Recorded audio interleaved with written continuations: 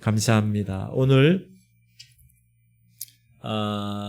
거룩해지는 방법, 여러분 우리가 성화의 과정에서 거룩해지는 게 우리의 삶의 목적인데 두 가지 말씀드리겠습니다. 너무 간단합니다. 읽을게요. 시작. 하나님의 말씀과 기도로 거룩하여 지미리. 뭘로 거룩해진다고요? 두 가지. 하나님의 말씀과 기도. 설교 끝. 이제 기도하고 들어갈까요?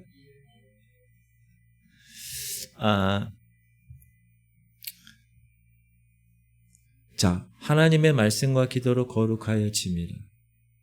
우리가 왜 제가 강단에서 말씀 얘기하고 기도 얘기하는, 말씀과 기도로 무장해야 하는 이유가 뭐라고요? 거룩해지려고. 사람은 누구나 관계를 맺고 살아가느냐에 따라서 인생의 길이 완전히 달라집니다. 여러분, 인간 한자어, 인간, 사람 인자에 무슨 간이죠? 사이간이죠. 그러면 인간이라는 것은 뜻을 직역하면 뭐죠? 사람 사이죠. 사람 사이라는 건 뭐죠? 관계를 얘기하죠. 그래서 인간이라는 말 자체에 우리의 본질이 기록되어 있는 거예요. 우리 존재의 본질이. 사람은 혼자서 살 수 없죠. 사회적 동물이고,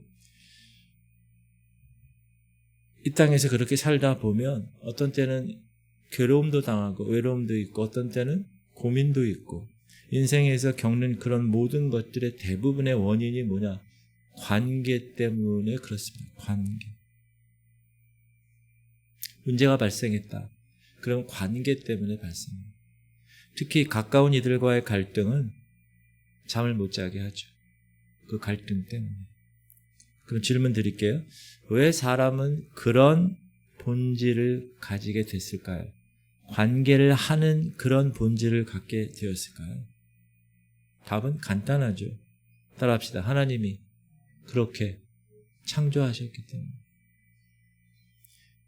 그럼 두 번째 질문. 그럼 왜 하나님께서 관계의 본질로 인간을 창조하셨을까요? 이게 중요한 질문입니다.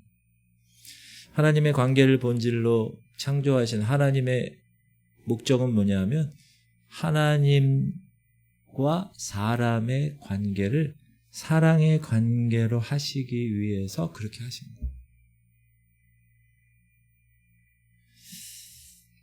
그래서 제일 먼저 우리가 하나님과의 관계가 잘 된 사람은 사람과의 관계도 잘 되게 돼 있어요. 근데 아담이 하나님과의 관계가 끊어졌어요. 왜요?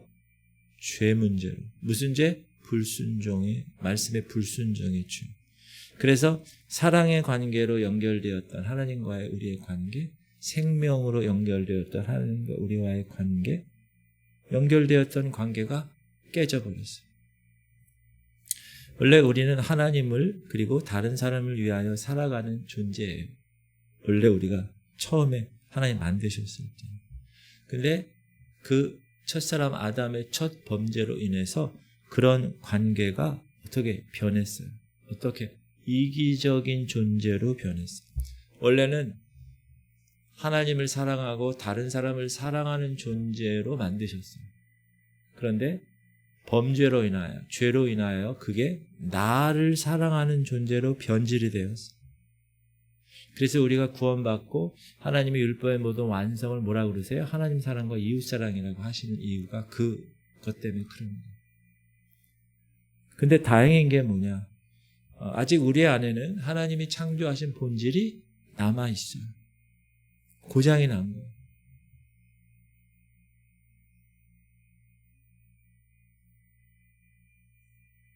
사람이 관계가 중요한 이유는 왜 그런가? 하나님이 처음에 우리를 창조하실 때 관계하게끔 창조되었다. 누구랑? 하나님이랑. 또 다른 사람이랑. 어떤 관계로? 사랑의 관계.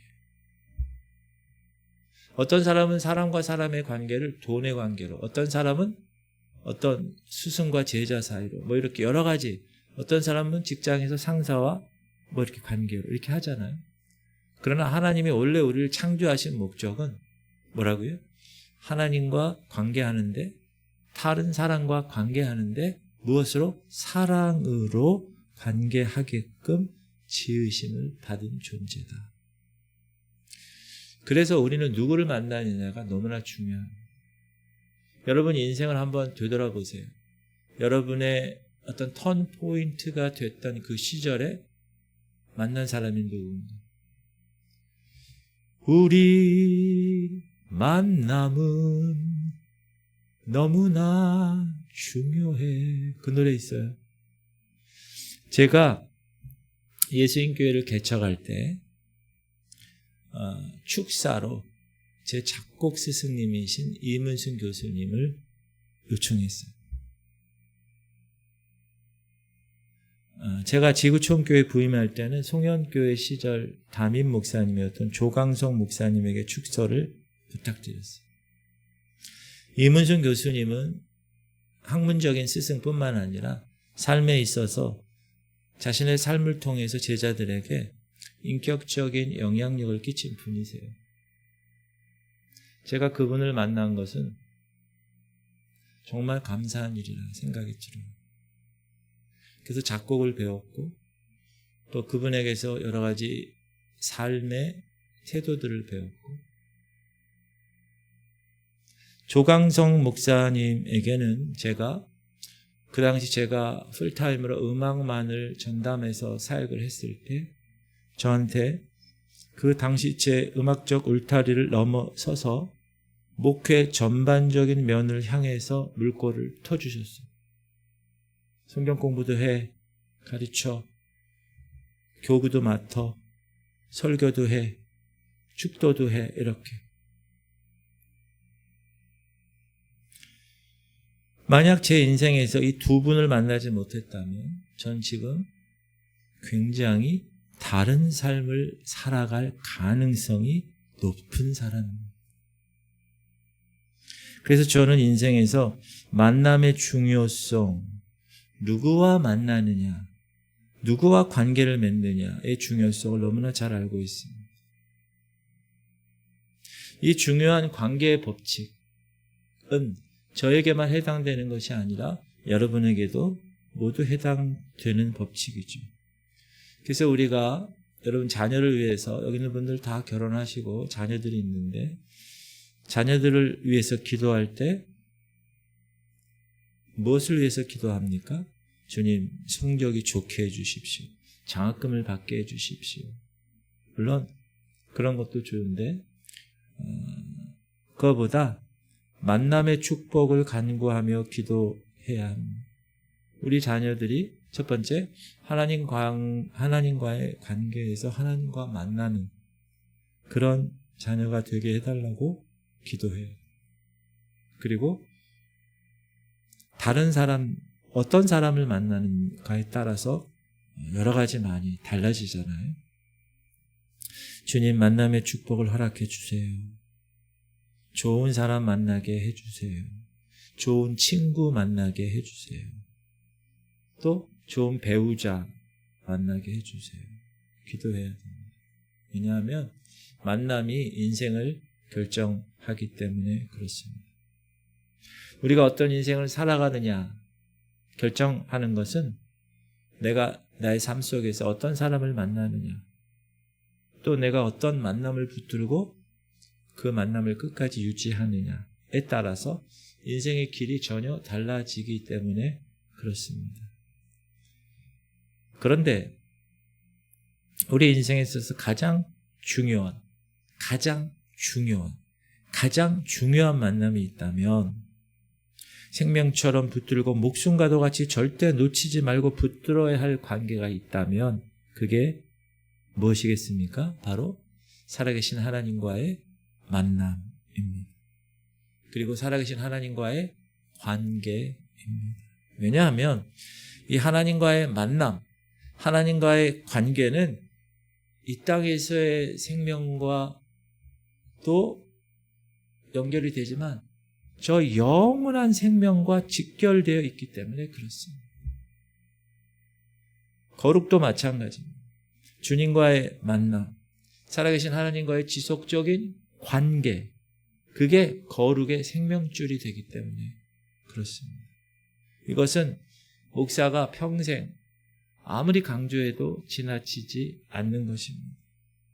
그래서 우리의 거룩은 뭐냐? 하나님과의 관계, 쉽게 얘기하면 하나님과 붙어있는, 주님과의 관계와 직결되어 있다는 사실을 꼭 기억하십시오.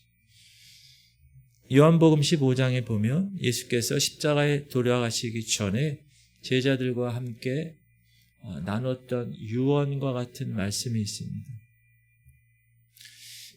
여러분, 유언은 주로 누구에게 합니까? 가장 가까운 가족들에게, 가장 가까운 사랑하는 사람들에게, 일생에서 죽기 바로 전에 가장 중요한 것을 깨닫고 상대방 그 사람에게 원하는 것을 마지막으로 말하는 것, 유언.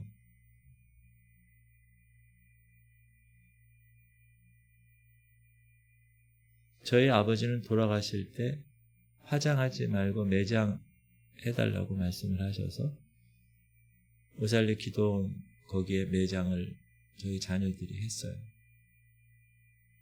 그리고 자녀들이 다 목사들이니까 특별하게 신앙생활 잘해라 이런 말씀은 안 하셨지만 그분의 삶을 통해서, 삶의 그 뒷모습을 통해서 우리에게 말씀하시는 건 우리 자녀들이 알고 있어요. 그래서 그런 유언 같은 말씀을 자녀들은 중요시하게, 소중하게 생각하잖아요.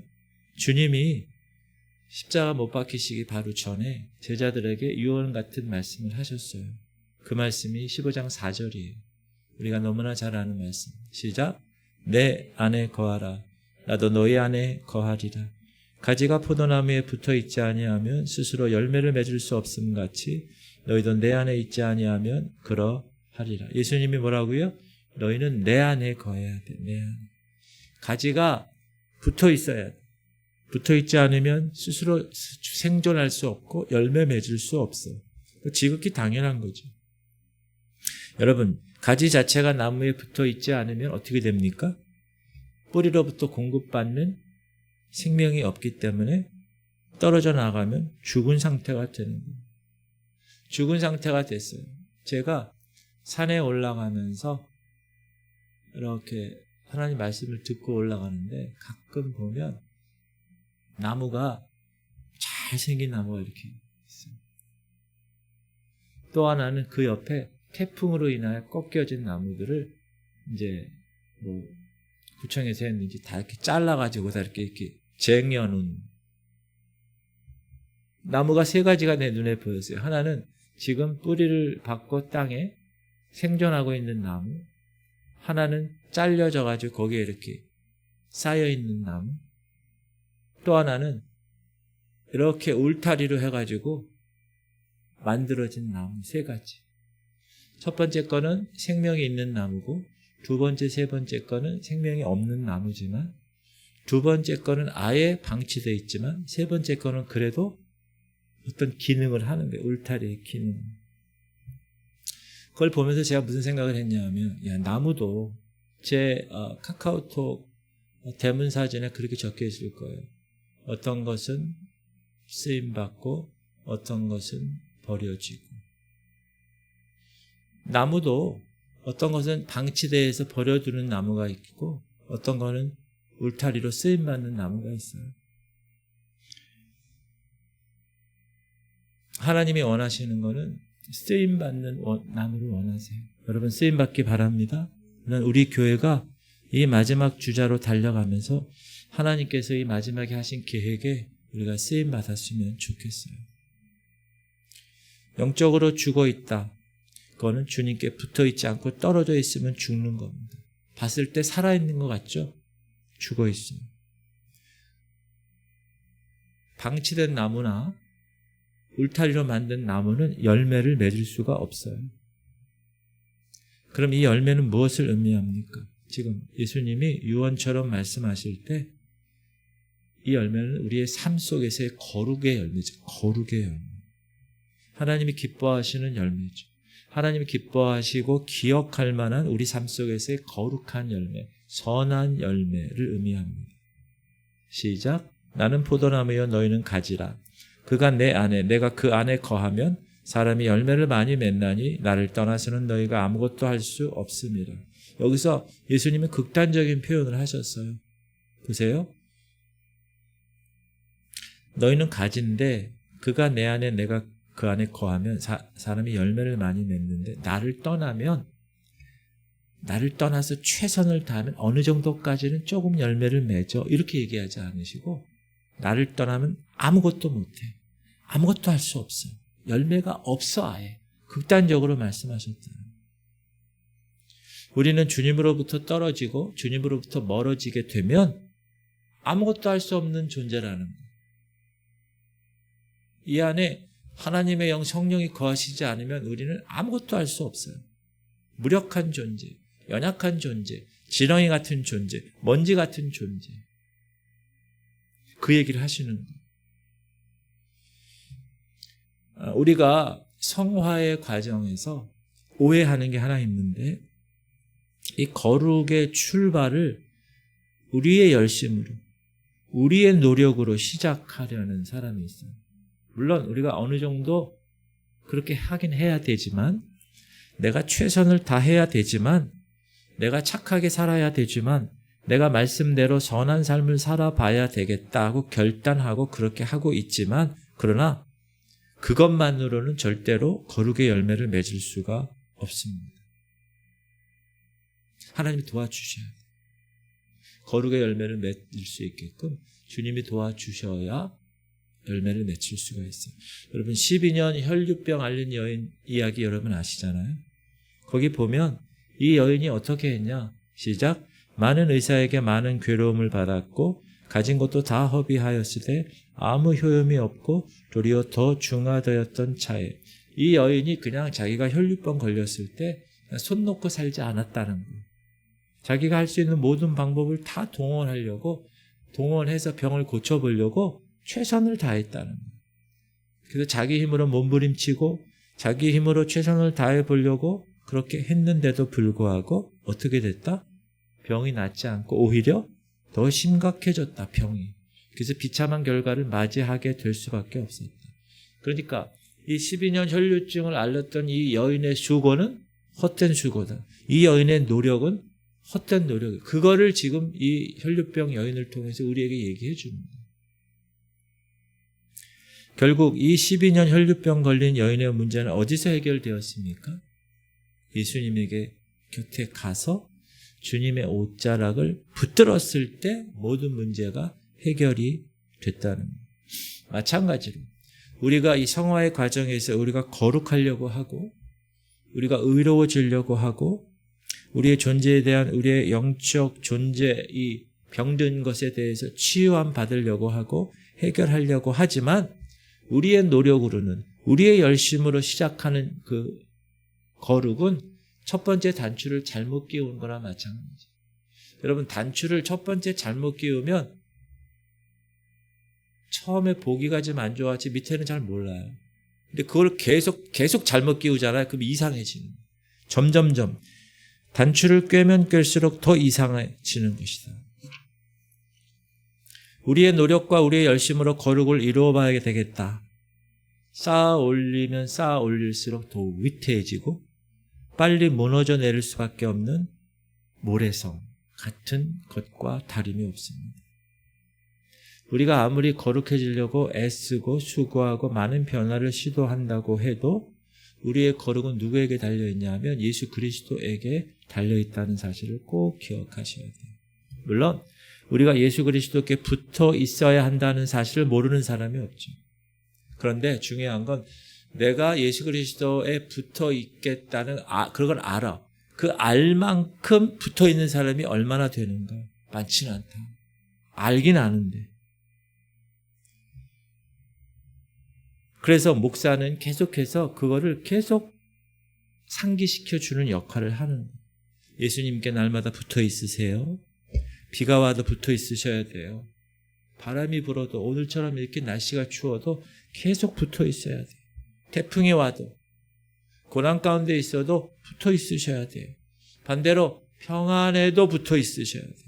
날마다 그렇게 예수 그리스도께 붙어 있는 저와 여러분이 되기를 주님의 이름으로 축복합니다. 그렇다면 중요한 것은 목사님 어떻게 붙어 있어야 됩니까? 어떤 방법으로 붙어 있어야 되나요? 실질적이고 실천적인 방법을 함께 나누고 싶습니다. 여기서 거룩해야 돼.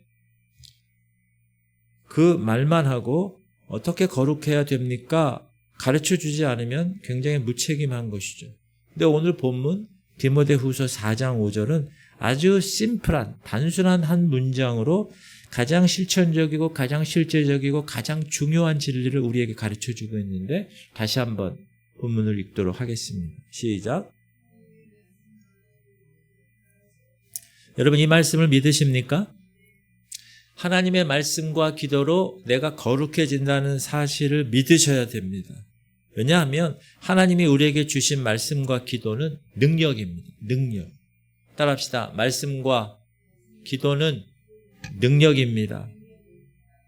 목사님 어떤 능력입니까? 우리를 거룩하게 하는 능력이라는. 뭐가? 말씀과 기도가.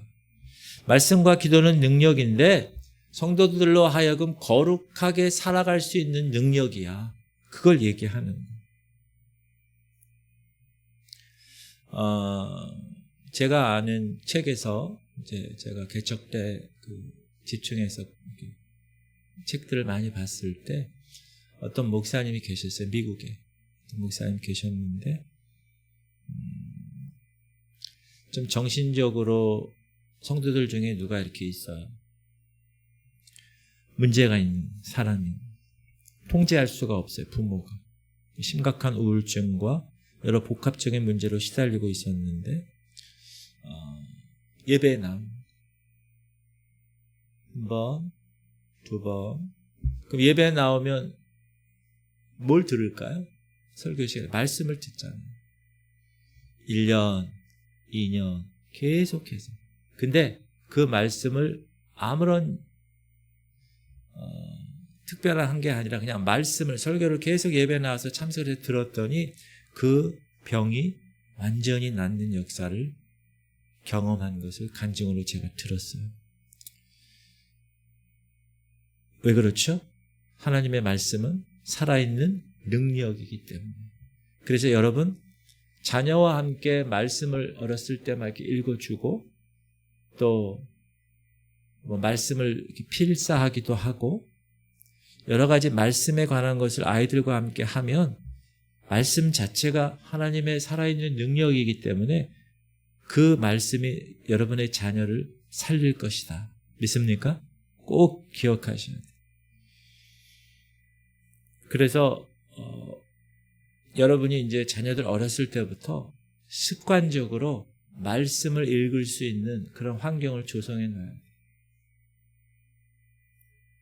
자, 그러면 어떻게 말씀이 우리를 거룩하게 하는가?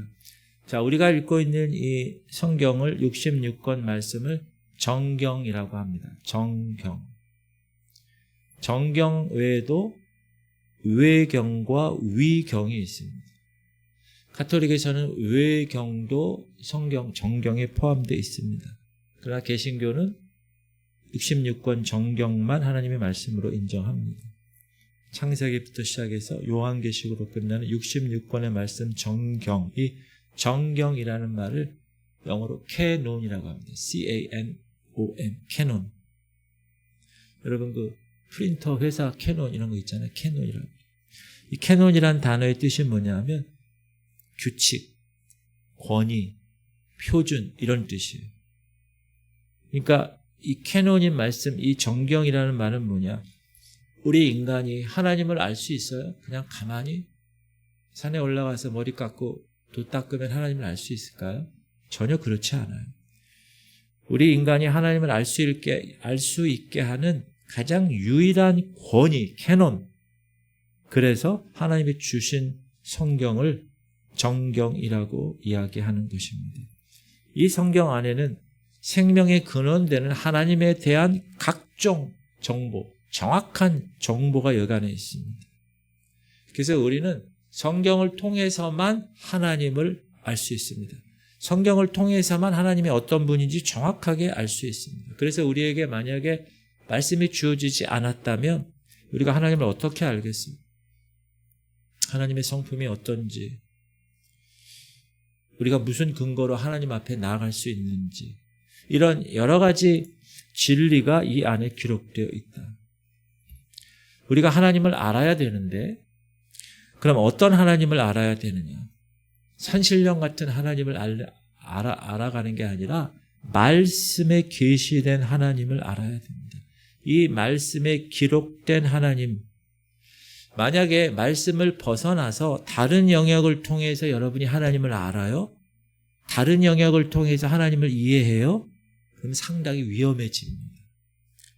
특별히 어떤 사람 개인적인 체험, 개인적인 경험 중요하지만 그것이 하나님을 경험하고 하나님을 절대적 진리로 그것만을 여기면 이상한 길로 가게 되어 있어요. 이단의 길까지 갈 수 있어요.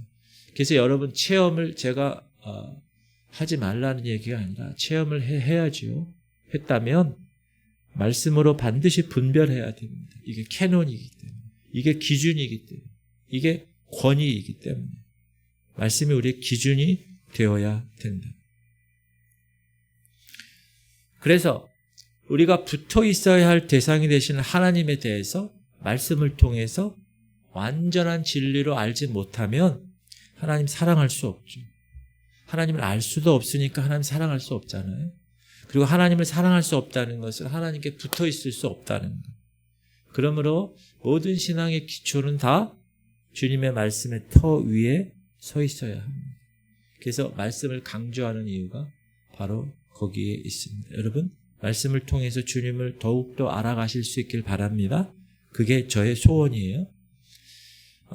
에베소서 4장 13절에 보면 믿는 것과 아는 것에 대해서 정확하게 이야기를 합니다. 읽어볼게요. 시작. 우리가 다 하나님의 아들을 믿는 것과 아는 일에 하나가 되어 온전한 사람을 이루어 그리스도의 장성한 분량이 충만한 데까지 이르르니. 사도 바울이 지금 뭐라고 그러느냐? 하나님의 아들 곧 예수 그리스도를 믿는 것과 아는 것에 하나가 되어 온전한 사람을 이루는데, 그 온전한 사람은 그리스도의 장성한 분량에 이르기까지 충만한 데까지 된다. 너무 중요한 말씀이죠. 우리의 믿음은 하나님을 아는 것과 하나가 되어야 되는 거예요. 믿음은 어떻게 성장하느냐? 말씀을 통해서 하나님을 더 알아가는 것으로 같이 자라는. 믿음은 하나님을 아는 만큼 건강해지고 하나님을 아는 만큼 강력해집니다. 그 믿음이. 그래서 이렇게 보면 지금 이 시대의 그리스도인들이 좀 믿음이 연약하다고 말을 많이 하는데, 왜 연약한가? 첫 번째, 말씀을 사랑하지 않았기 때문에 그렇습니다. 말씀을 사랑하지 않았다는 얘기는 말씀을 통해서 하나님을 더 구체적으로 아는 일에 힘을 쏟지 않았다라는 얘기입니다. 목회 상담을 하다 보면 어떤 성도들은 시험에 들고 어떤 성도들은 지금 상태가 무기력해진 그런 성도들을 보게 되는데, 그분 스스로도 그렇게 얘기합니다. 옛날엔 뜨거웠는데 요즘에는 이렇게 식어진지 왜 그런지 모르겠다. 그런데 난 지금 시험에 들은 것 같다. 이렇게 몇 마디 해보면 딱 증상이 나오고 진단이 나옵니다.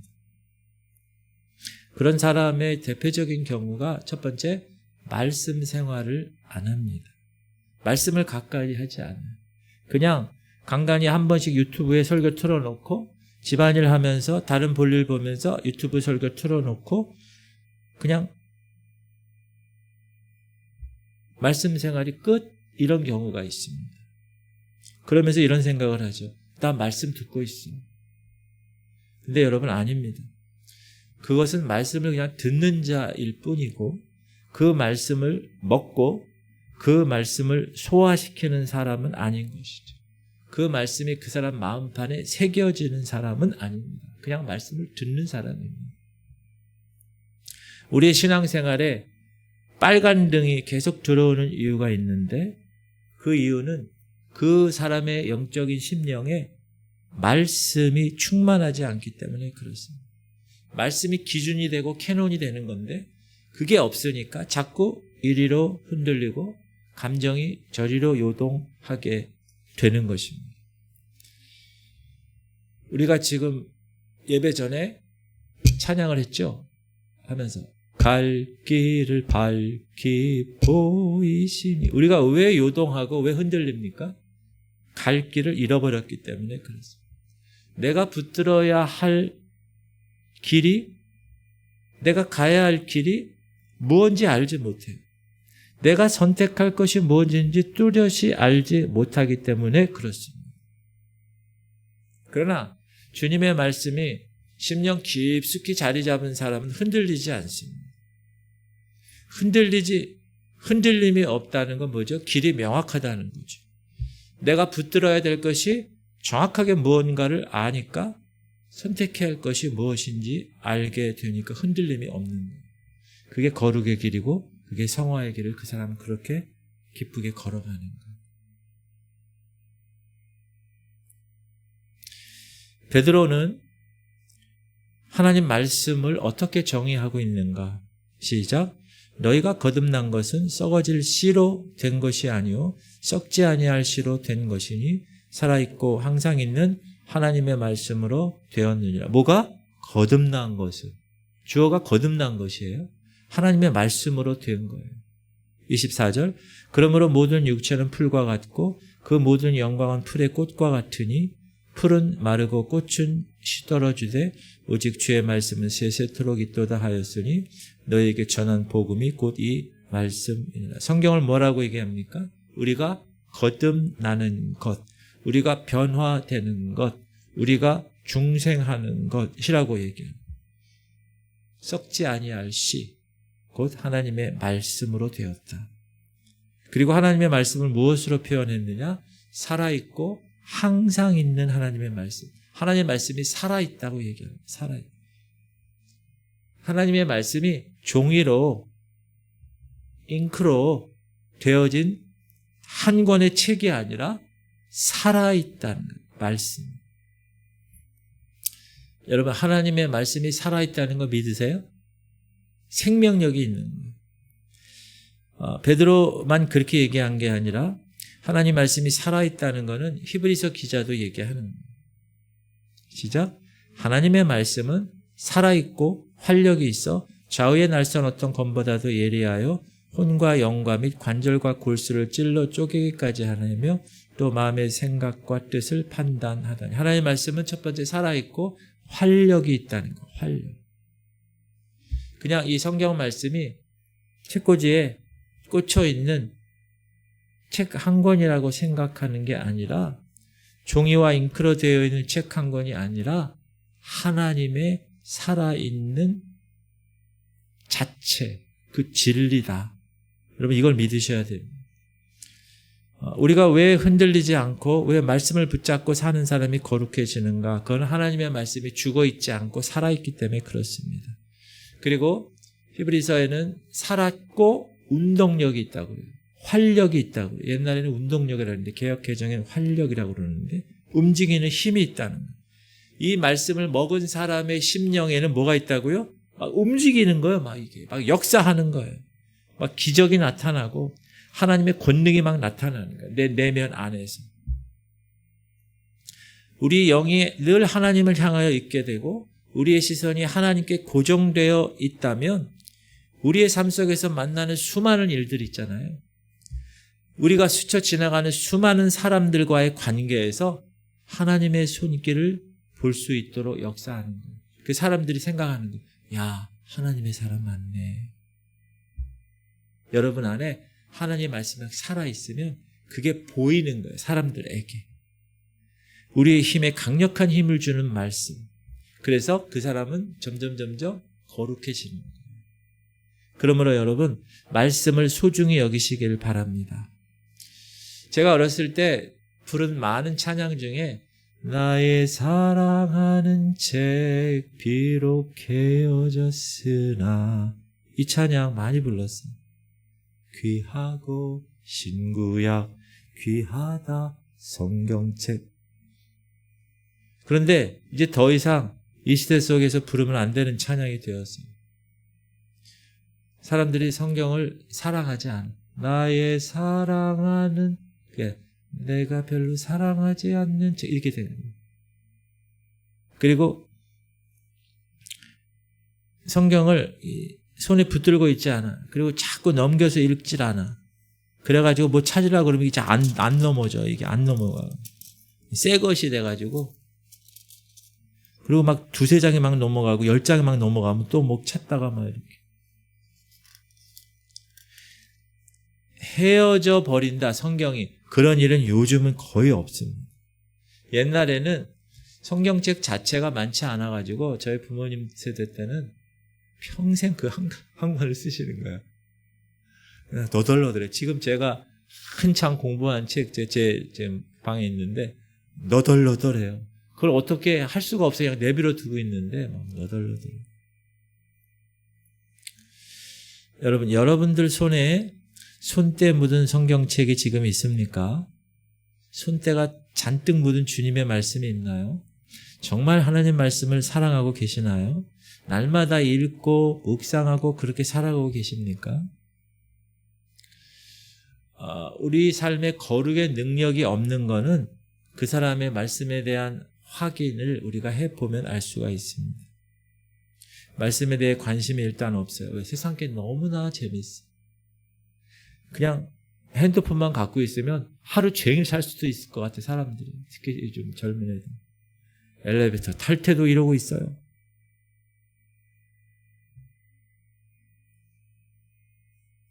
가는데도 이러고 가. 그러다가 막 어디 막 부딪히기도 하고. 여러분, 바라기는 하나님의 말씀 여러분 소중하게 여기시기 바랍니다. 꿀송이보다 더 달게 여기는 우리 모두가 되기를 소망합니다.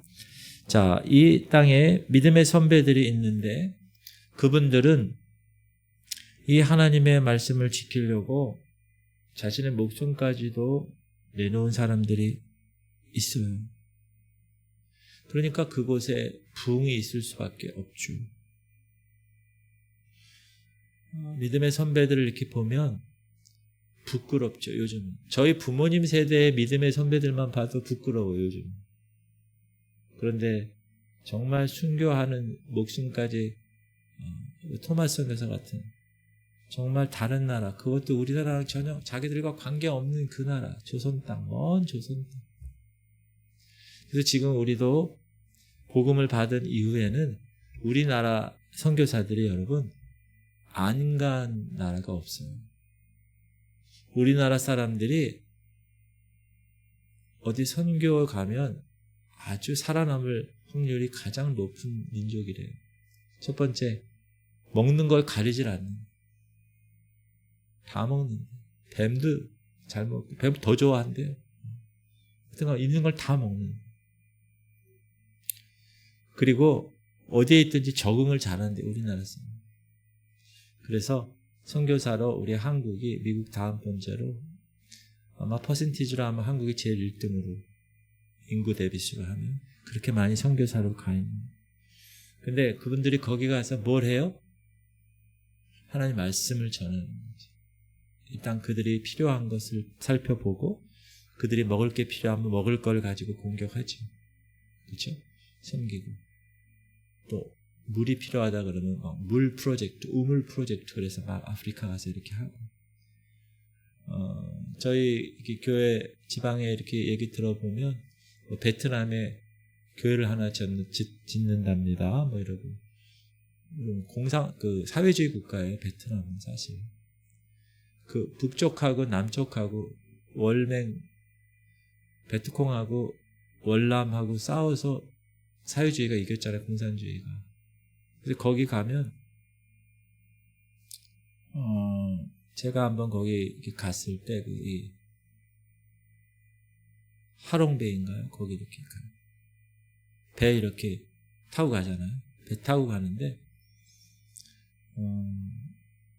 그렇게 순진했던 그 뱃사공이 갑자기 노래 하나 시키니까 그 사회주의 노래를 부르는 거예요.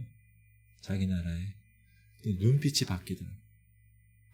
북한의 무슨 그것처럼 막 이렇게 막 부르는 거예요.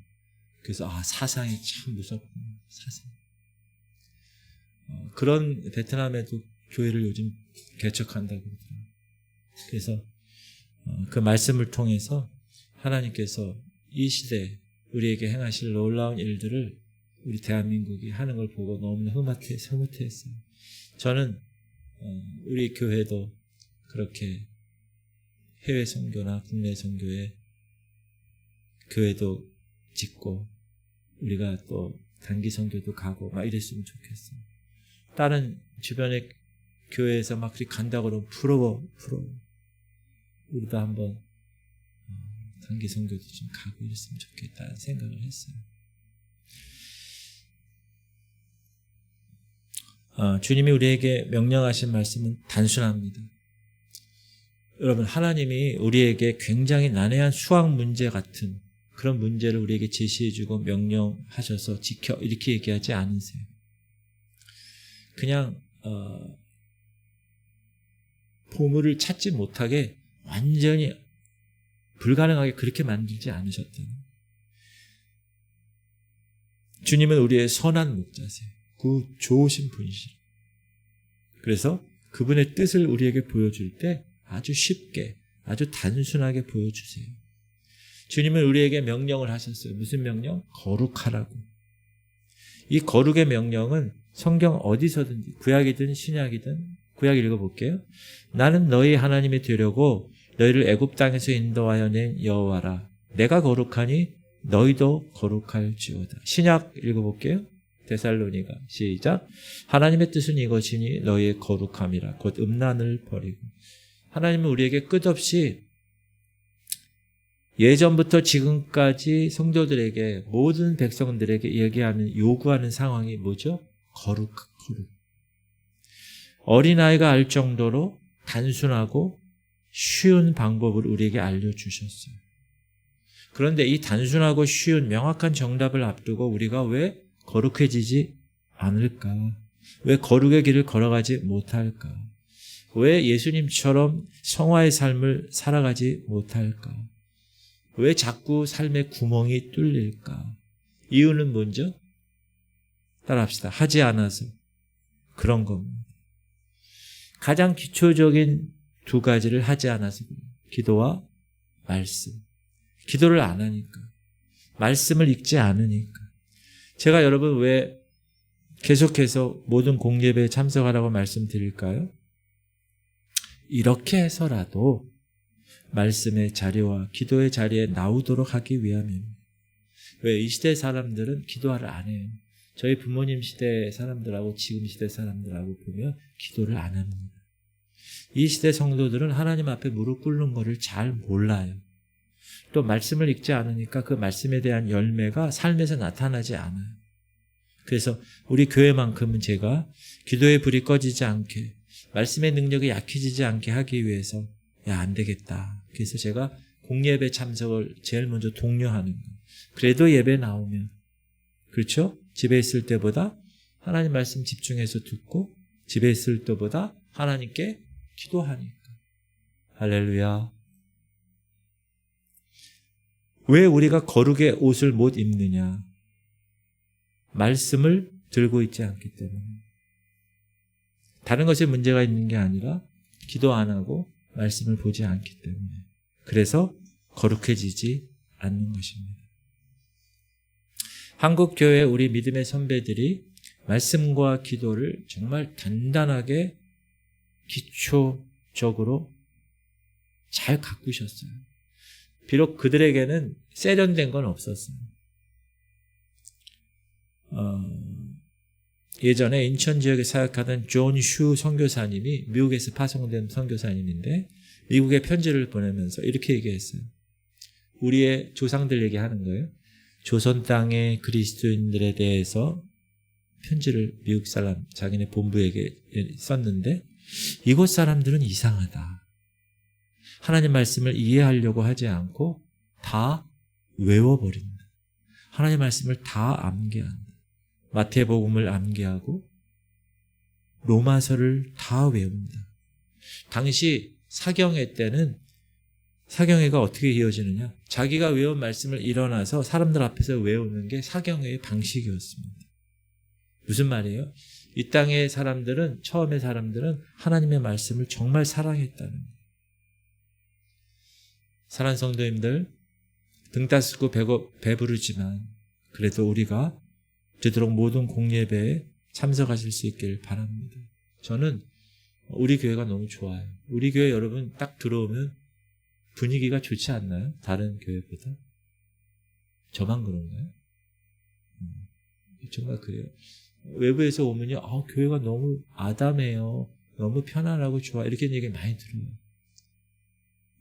그리고 여기 음악을 계속 틀어놓고 있어요. 제가 음악을 여기 왜 틀어놓을까요? 기도할 때 기도에 집중할 수 있게끔 찬양이 막 흘러나요. 언제든지 와서 기도할 수 있도록 준비되어 있습니다. 그러니까 오늘 핵심, 거룩하여 지기 위한 두 가지 방법, 기도와 말씀, 승리하실 수 있길 바랍니다. 그렇게 여러분이 어느새 거룩해집니다. 다 눈 감으시기 바랍니다. 사랑하는 성도님들, 정말 거룩함을 얻고 싶으십니까? 거룩해지기를 온 마음으로 바라고 계시나요? 주님의 성품에 참여한 자가 되고 싶으십니까? 그러면 여러분이 예수님께로 달려가셔야 돼요. 예수님 외에 그 누구도 그 무엇도 기대해서는 되지 않습니다. 주님께 나오기 전까지는 우리의 거룩함에는 돌 하나도 쌓이지 않아요. 사랑하는 성도님들, 거룩은 당신을 믿는 백성에게 하나님이 주시는 놀라운 선물입니다. 그 선물을 하나님께서 성령으로 보내주셨어요. 그 성령을 통해서 우리 마음 가운데 행할 수 있도록, 뭐를? 거룩을 행할 수 있도록 역사하시는 거예요.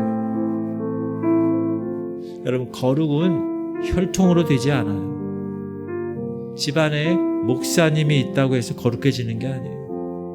조상 중에 순교자가 있어요. 그렇다고 그 사람이 거룩해지는 게 아니에요. 부모가 자녀를 거룩하게 만들어 놓을 수가 있어요? 없어요.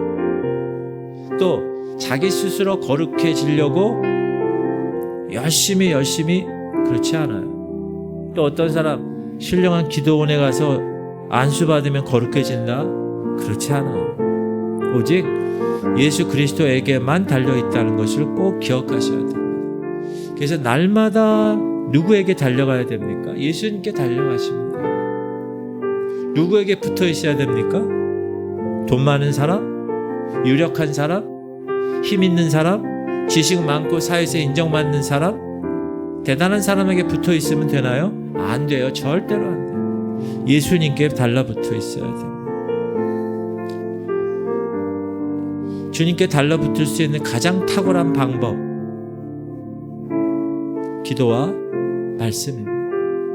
교회 역사에 수없이 많은 믿음의 선배들이 이미 자신들의 삶을 통해서 증명한 것 두 가지, 말씀과 기도입니다. 말씀, 기도 이 두 가지가 없는 사람은 절대로 주님께 달라붙어 있을 수가 없습니다.